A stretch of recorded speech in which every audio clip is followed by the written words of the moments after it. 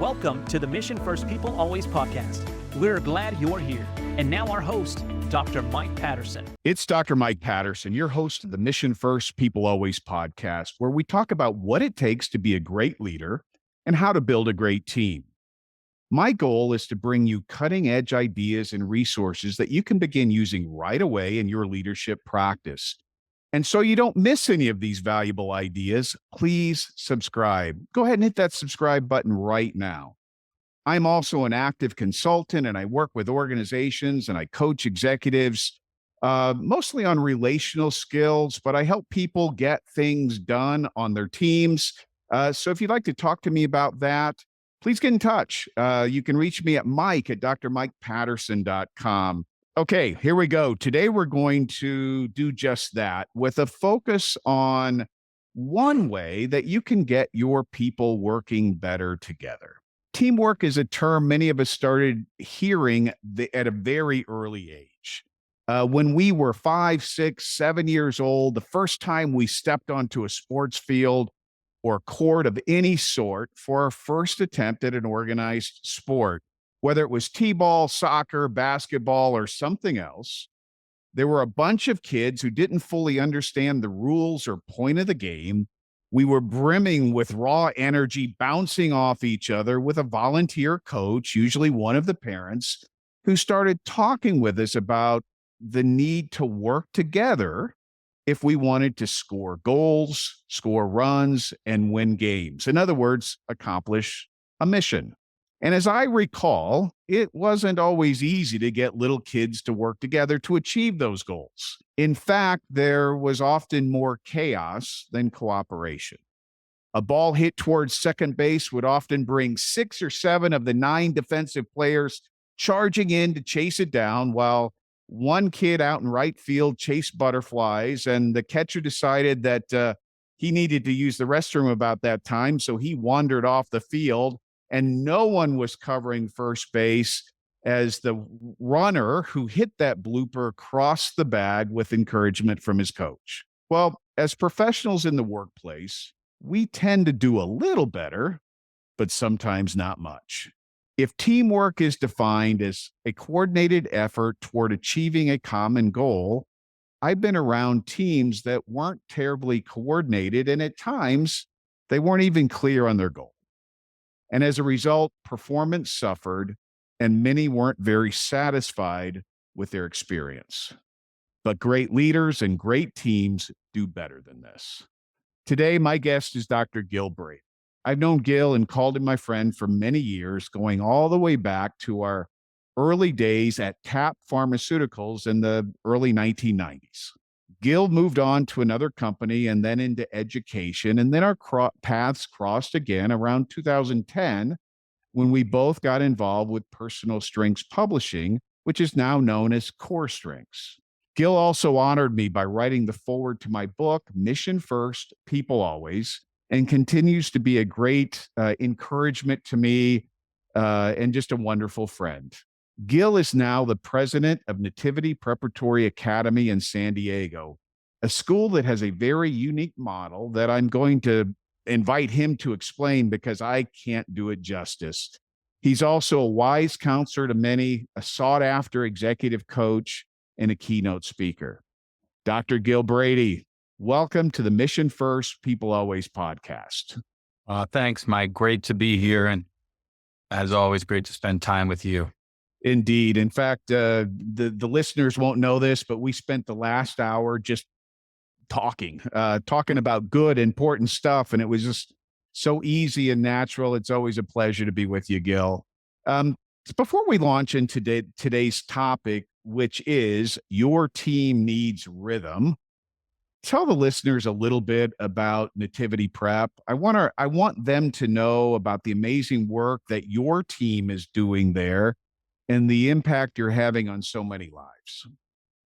Yeah. So Nativity Prep, is a place I've really been blessed to call home as a workplace for the past 4 years. And the organization is actually about 20 years old.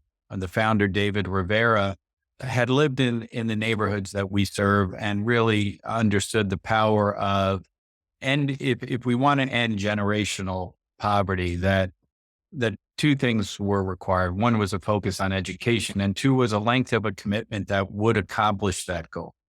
And so saying at Nativity Prep, we have sixth grade students who come to Nativity Prep. We formally school these students from sixth through eighth grade. We then help them achieve scholarships into high school and or to choose the high school that's best for them in San Diego. And we continue to provide counseling through high school every Thursday. And then as they get ready to pursue their college career, we help them apply. We help them identify which college is the best match, both from an interest standpoint, from a financial standpoint, from a family dynamic standpoint. And so we stay with these students all the way through their college graduation. So this 11-year commitment, we like to say that, why is the commitment that long? Because if you're really serious about transforming the family's trajectory, then that length of commitment matters. We like to say it's a relationship for life. And so the program, what really is unique about it is we do focus on low income students who are what we call low income first gens, which is the first generation college student in their family. And so this high expectations that we have, the students come to school 11 months a year. Their school day is longer than most students. That high expectations combined with the deep relationships leads to better outcomes.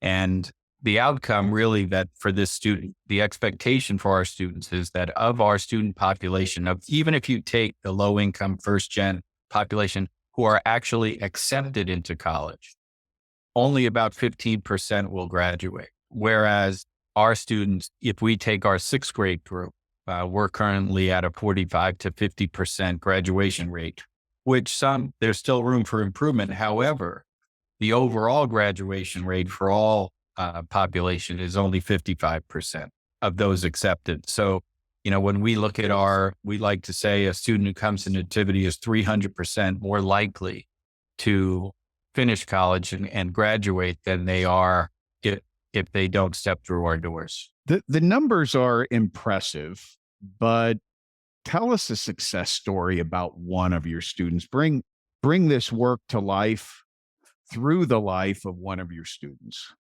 Yeah, and I'll answer that by one addressing a group and then a specific story. So right now, thanks to our partnership with the University of San Diego, they have what's called a Torero Promise. And if students perform at a certain level, the USD is really committed to having this population represented at the campus. And so right now we have about 20 graduates a year. Well, in the last 3 years, 25% of our graduates have been able to secure these Torero Promise scholarships. So we have now 18 and going into next year where we'll have seniors, juniors, sophomores and freshmen, we'll have over 20 students at USD. And I tell you that because that's sort of the high end of what's possible here. But the story I want to tell you is about Diego, and Diego struggled in our junior high, really struggled with grades. The family life was checkered, has a brother with disabilities, a lot of pressure on the family. And so, he kept showing up. And so as he got through high school, that was a struggle, started college, wasn't able to continue, had to leave, was working in the world.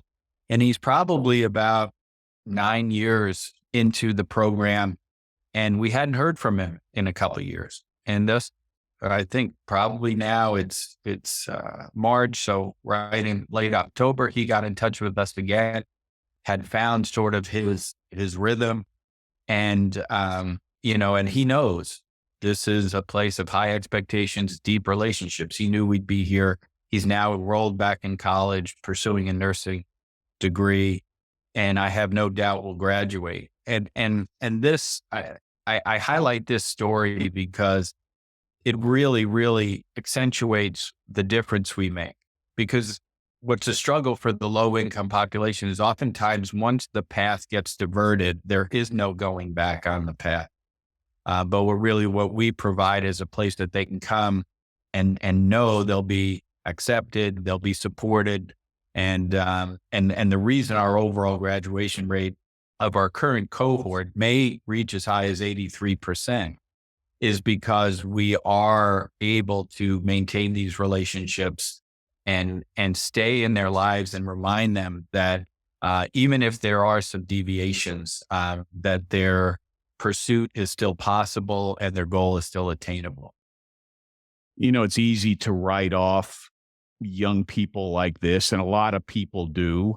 But what's so encouraging about the work you're doing is that deep relationship you build with people, and that long-term commitment gives hope to folks who do get off path a little bit, but there's always a chance to get back on path and get back on task and achieve their goals. And I think that's that work is just incredibly impressive. And I'm just so grateful that we're able to share what you're doing with our listeners today. We're going to have your contact information, or certainly information about the school, the website, in the show notes today. So I think we'll both encourage listeners to check it out, learn more, reach out to the folks on your team, perhaps to help in some way. That I think everyone wants to make a difference, a positive difference in the world.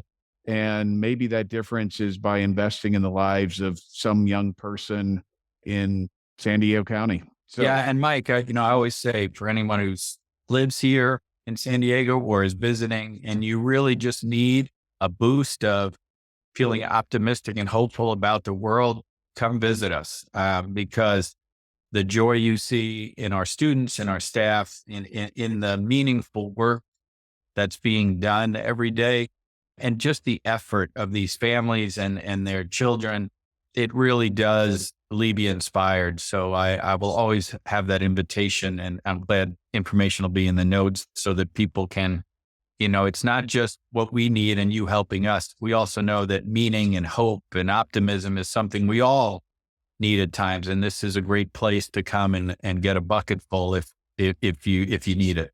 hey, man, I mean, every day after watching the news, I think I need to come hang out with you a little bit. And certainly after the last 2 years, people do need a shot of encouragement from time to time. So see what good work Gil and his team at Nativity Prep are doing, and just follow and see what how you might be able to help. All right, let's switch gears. Our topic today is your team needs rhythm. And there's probably a lot of ideas that could come to one's mind when you read that phrase. We're not talking about the dance floor here, are we, Gil? Well, we might be, but really what we're talking about is sort of, I think a word we sometimes don't use enough is this idea of diligence. My experience is there's a lot of hard work being done, but diligence really challenges us to say, what is that hard work being pointed at or directed at? And how honest are we about the effort that we're putting in, and are we putting it towards what's really going to have an impact on us, both in terms of performance and in terms of our productive relationships? If rhythm is this act of diligence, how do we use that to help us regulate team interactions and team processes? What does rhythm do for the team?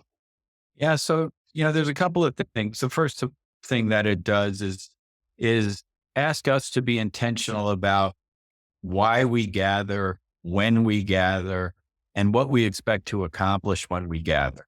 Right. And so, especially as we, went from a sort of in-person to virtual or more virtual experience of gathering, this question became really, really interesting to a lot of my clients is, okay, so, what is it that we expect to accomplish? And so what rhythm really does, and where the dance floor analogy works, is that oftentimes we can compare our day to day as being on the dance floor dancing. But there has to come a time, especially for the leader or the leadership team, to go to the balcony and look for patterns and look for what is happening in the dance. and then to make some sense about how we can move from that balcony to the dance floor really nimbly and effectively and productively. And so what rhythm really challenges us to do is to begin to really consider the request for meetings that we have of people, why we're requesting their time. What is it that we expect from them in that time? What do they expect from us? What do they expect from each other? And then to become committed to being intentional about the what I like to call traditions or rituals that we have in our organization. So is rhythm for the leader, or is rhythm for the team? Or is it both? Yeah, I think, both. And really, because it Mike, I just love the work you're doing in the world.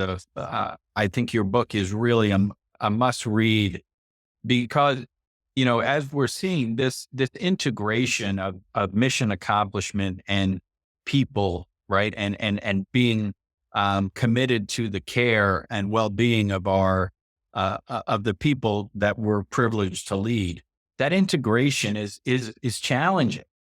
And so, one of the things that I think your book does is it gives people really practical, very practical ways to integrate those two considerations in a way that does help the leader lead more effectively, but also allows people in the organization to exercise their own leadership and also feel really, really connected to the overall group effort. And so, what rhythm does is it allows us to say, okay, we're trying to balance our concern for one another with what it is we're aiming for and what we want to achieve. And so a key part of that is what happens when we come together to talk about integrating those two key aspects of any endeavor. And so now what we do is we sort of say, okay, when we say rhythm, what are our processes around the way we pursue that integration? And so, we can think of examples like huddles. We can think of monthly meetings. We can think of all hands meetings. And I think oftentimes those things emerge more than they are planned, and they add value in each of their own, sort of iterations. But do we take the time to look back at the totality of our rhythm and say, how does the huddle relate to the weekly meeting, relate to the all hands meeting? And are we, and this is probably more importantly, are we actually accomplishing in those moments what we intended to accomplish? Everybody's worked in an organization where we have a meeting that's intended to do one thing and it often diverts into another fire, that we're trying to put out. And so the actual intent of the meeting isn't accomplished. Something, meaningful happens, but that lack of ability to really stick to our rhythm leads to eventually small breaks in the foundation of what we're trying to do. And it either puts pressure on relationships or it puts our mission at risk. And whose responsibility is it, Gil, to do that assessment of whether our rhythm is really accomplishing the intended purpose that we had in establishing it? Yeah, I think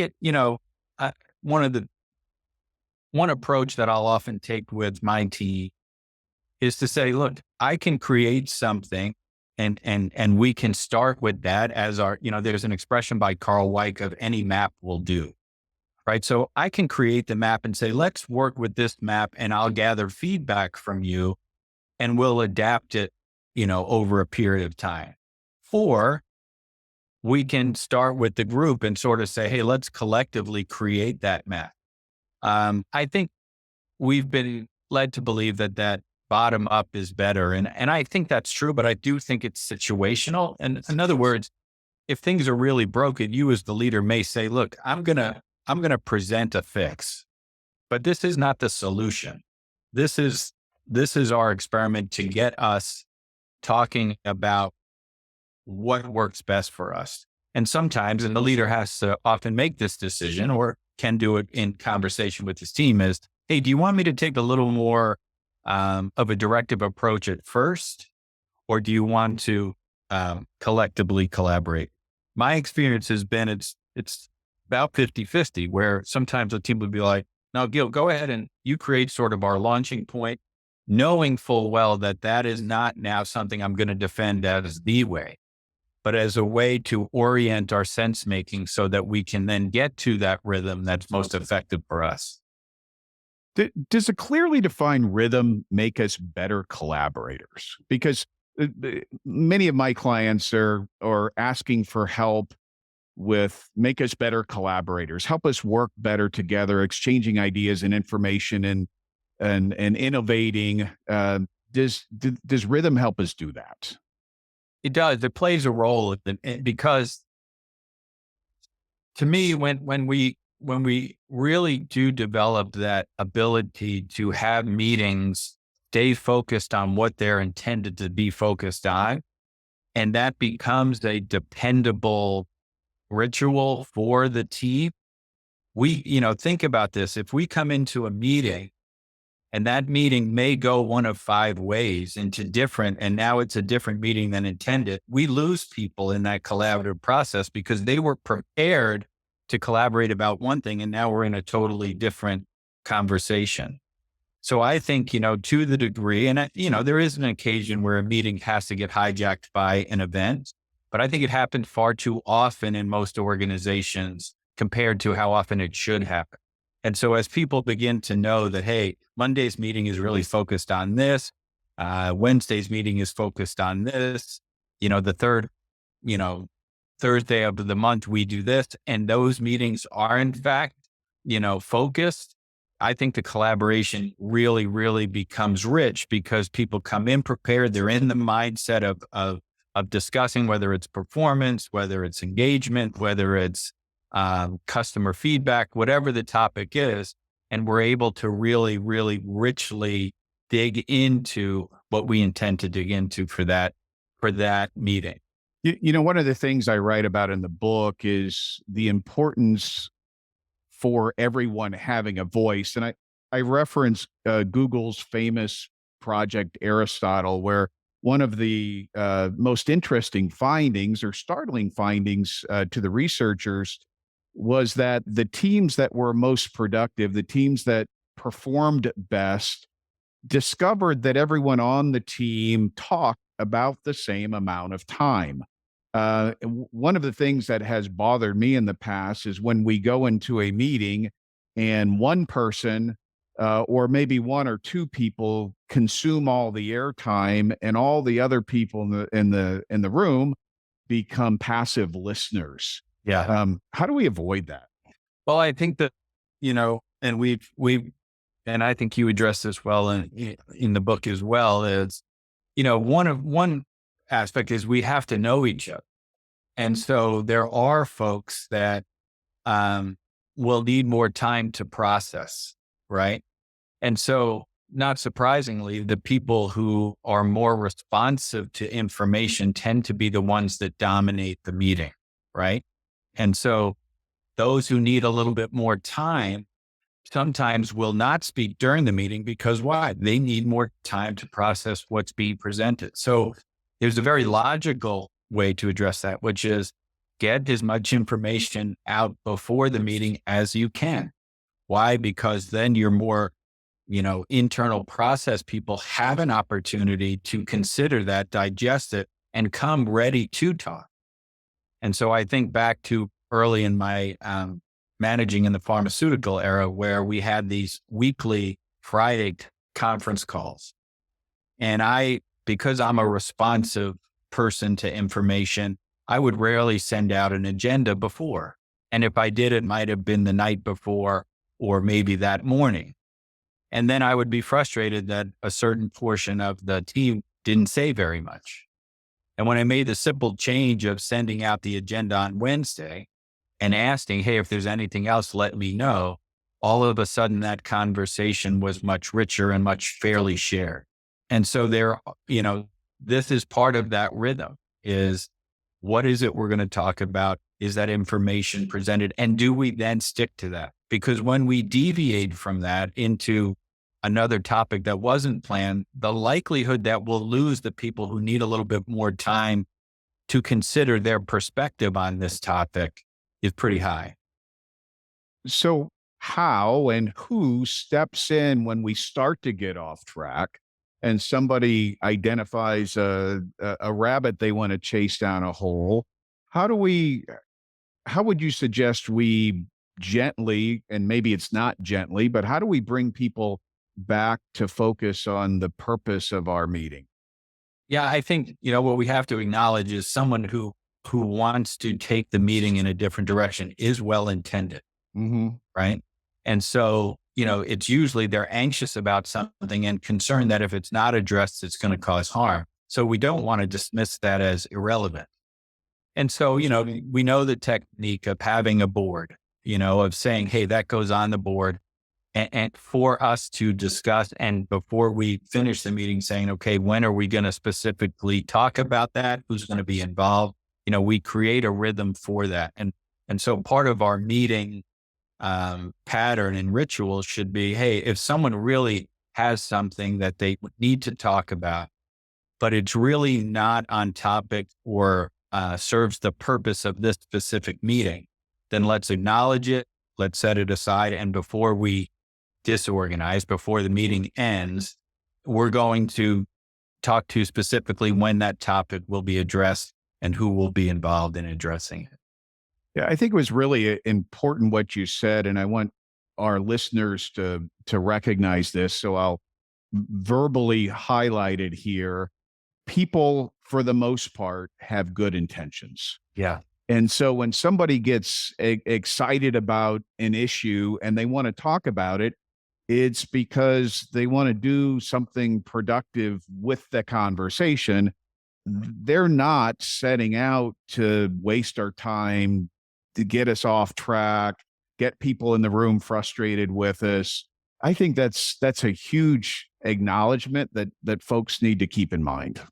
Yeah. And I think, the concern about rhythm, right? This concern about diligence is rigidity, right? Is okay. So now we can only do what and that is not the intent at all. There is an adaptability there. It's really trying to be aware of the times when someone's well-intentioned action in a meeting may lead to a less productive outcome and then frustrate us later. So, if we, this whole idea I think is really important of, one of the things that we're exploring right now is this idea that assuming positive intention and maintaining positive regard is a skill, right? It's not just a decision. It's actually a skill. Why? Because what causes me to lose my ability, right? My skill of assuming positive intention may be different than you or different than someone else on the team. And so as we begin to really understand uniquely what causes us to lose our ability to maintain positive regard, and we can be more aware of that, then the likelihood that these, diversions, frustrate us to the point that we can no longer, assume positive intention, that decreases. And that's really, really critical because as we are able to remember, and not only remember, but understand when our own biases are getting in the way of extending that positive regard, then the likelihood that the team will learn well together, assess well together, and plan productively together, it goes way up.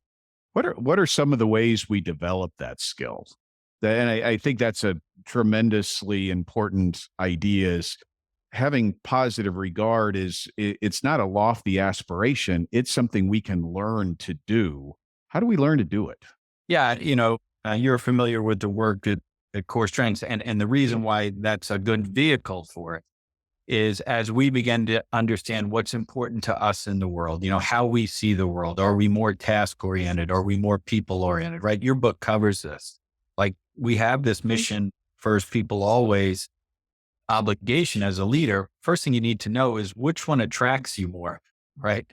And because if we want to maintain positive regard, it's when whatever we're attracted to, we feel is at risk or being threatened or devalued, that we will lose our positive intention. And so, you and I have done this work together for years so there's this base of what's important to you. And do you know that? And so that if someone operates from more of a people oriented side versus a mission oriented side, that may cause you to lose positive intention for them because they're putting what you think is important at risk. And as we move into conflict and how we engage conflict, some people assert right away. They need to be heard. Some people need to accommodate and look for a win-win. Some people need to analyze and spend some time thoughtfully considering what's going on. That difference can also cause us to lose positive intention, right? If I like to assert in conflict and be heard, and you appear to me to be distancing yourself and not interested, well, now I'm going to lose positive intention and ascribe some negative intention. You don't care. You're not engaged. And meanwhile, that may happen in reverse. Oh yeah, but you're so emotional. You don't take a minute to think. And all of a sudden that lack of positive intention leaves us with a very low likelihood that we're going to find a productive way forward. And so understanding that about yourself, we could call them triggers for lack of a better word. Once we're aware of that, then as they occur, we can coach ourselves through that and understand that difference that we're seeing is there for a reason. That difference allows us to get a deeper understanding of the context of our situation and see more possible ways forward. And so if the goal, Mike, is integration, of that mission first, people always consideration that every leader has, once we lose positive intent, we may also lose the ability to see some real novel ways forward. And then we get stuck in our way of doing things and we're not innovating and making progress. So it sounds as though that these insights are important for us to acquire about ourselves, but it also seems important to understand what our colleagues value and the other folks sitting in the room with us, what they think is most important. And I know we both work with this tool called the SDI 2.0 that helps us do that. And the reason I think you and I value this tool so much is because it reveals so much good insight that we can put into practice relationally, whereas so many psychometric tools focus on our intrapsychic preferences, what's important to us. This is about what's important to us in the context of relationship, right? Yeah. I mean, I think, this connection between rhythm and this relational pressure that we feel is what often when we say someone takes or hijacks a meeting, there's a connection here, right? If this meeting is really focused on, task accomplishment, for instance, right? It's a task update and I'm a more people oriented person, there may come a time where the meeting makes me anxious and I want to remind everybody, right? But if we have this understanding beforehand of ourselves and of the other people in the room, and then that third piece, which is what is the purpose of this time together? The likelihood that we won't respond in a way that inadvertently takes the meeting away from its most productive place, it is really enhanced. And so this understanding of our dynamic combined with the context of what it is the purpose of our organizing right at this moment. That's where teams really step to another level of performance when they can keep in mind themselves, the issue they're dealing with, and each other, right? Then their likelihood of staying in a really, really productive and creative place is really high. And that's the essence of balancing people and performance. Yeah. Should a team's rhythm vary based on the kind of work the team is doing? So you run a school, you work with educators. I've been working with a number of manufacturing organizations of late, but we both work with all kinds of organizations and teams. How does this idea of rhythm change based on, or should it change based on the kind of work the team is doing? Yeah, I think the overall concept of rhythm is this idea that and you could take sort of, I usually like a month to a quarter time frame and say, you know, do you know the meetings that you're having in that time frame and why you're having them? And does that, that menu of meetings give you confidence that you will be able to integrate the mission and people effectively, right, for a positive path forward. So in a sense, the concept of rhythm is not organizational dependent. What is organizational dependent is what's on the menu, right? And I think that's Right. what we're asking is, I'll often ask teams, are you guys more like a football team where if all 11 people aren't working together, you can't be successful? Or are you more like a track team or a wrestling team where there is a sense of team, but you can have, if you think of a wrestling team, you could have a state champion, you know, at, at a certain weight class and the rest of the team just be average. And so I try and help teams think about what level of teaming is necessary for the work they're doing, right? Then your specific menu of meetings is probably going to reflect that. The other thing that will change it is just context. I know for us at Nativity, we had a pretty nice rhythm. When the pandemic hit, we had to increase our number of planned meetings because the number of unplanned meetings was going down to almost zero when we were working more virtually. So I think this idea of thinking through, how many unplanned meetings, and by that I mean ability to touch base, ability to just reconnect, that hallway conversation, that can affect the design of our rhythm. And then the type of work, absolutely. It does it require a high level of cross team communication or not?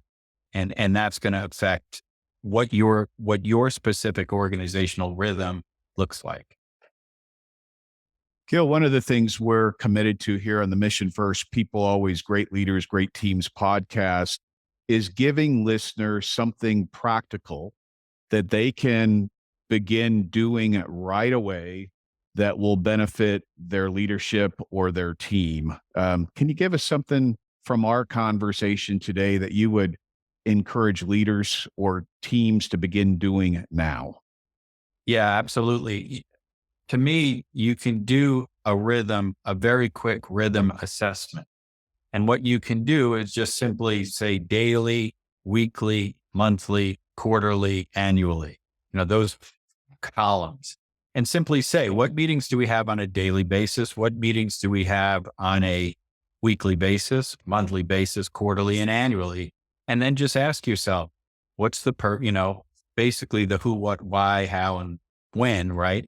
We have the when, but why do we have this meeting? Who's expected to be there? What's the purpose of those meetings? And if you can do this quick, and it's great to do it with your leadership team. First of all, teams are often surprised when we do this. You put them in two groups and the groups will come up with different, um, a different answer. That's interesting. They'll come up with different ideas of what the purposes of the meeting are. They'll all of a sudden realize there's some meetings they should be having that they don't. They'll also realize there's redundancy. So just doing that, what I call meeting rhythm assessment, which I do with almost every client, is just tell us what your meetings are, why you have them, who's expected to be there, what you hope to accomplish, and look at it daily, weekly, monthly, quarterly, annually. You'll get some really rich insight into your rhythm. That is great advice, and I think something that everyone could do right away. Gil, time flies when you're having a great conversation, Yeah. and I think this has been a great conversation. How can listeners get in touch with you for executive coaching, speaking, working with you? And then how can our listeners get in touch with your work at the school and the great things that are happening at Nativity Prep? Yeah. So Gil at corestrengths.com is a great way to get a hold of me for any organizational/leadership conversations and explorations. The website for Nativity Prep, right, is www.nativityprep.org. My email there is gbrady@nativityprep.org, and you can get a hold of me there. We're always interested in expanding the number of people in both organizations that, if it's the leadership conversation and the organizational, effectiveness and there's really riddle, Mike, that you're just doing a great job, generating more conversations about this idea of integration of mission and people, that Gil had core strengths. Love to hear from you. If you have a passion for education and the transformative nature of it, and really want to be a witness to that and get involved in any way, whether that's time, talent, or treasure, then gbrady@nativityprep.org, and specifically check out the website at www.nativityprep.org. And you're still, the offer of this free positivity boost still stands, right? Absolutely. We, you can even just show up, but probably for your own sake, feel free to reach out, because I'd love to make sure that, we can tour you and really help you understand the story here and the impact that's happening. Thank you, Gil. Thank you, audience, for listening to this episode of the Mission First People Always podcast. Please join us for another interesting conversation about the things that can help you become a great leader and builder of great teams. And in the meantime, we mentioned it several times on this episode, but check out my book, Mission First People Always, the definitive guide to balancing people and performance. It will be the best $6 or $7 you've ever spent, unless, of course, you buy a winning lottery ticket at some point.